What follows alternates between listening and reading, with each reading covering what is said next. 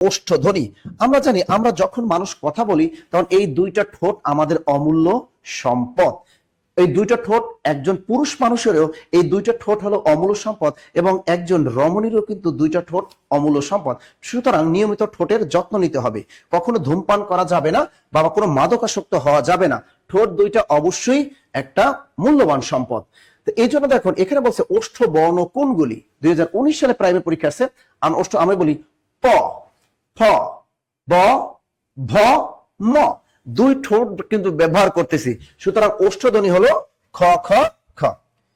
এখানে একটা প্রশ্ন আসছে, যে ব্যঞ্জন ধ্বনি উচ্চারণে মুখ দিয়ে অধিক বাতাস বের হয়, অর্থাৎ প্রেসারটা বেশি লাগে, অধিক বাতাস বের হয়, ও নিচের চলের মাংসপেশিতে বেশি চাপ পড়ে, যে ব্যঞ্জন ধ্বনিগুলোকে কি বলে? অল্প প্রাণ? নো। স্বল্প প্রাণ? নো। অধিক প্রাণ? নো। মহাপ্রাণ। কি বলে? মহাপ্রাণ, মহাপ্রাণ, মহাপ্রাণ, মহাপ্রাণ, মহাপ্রাণ।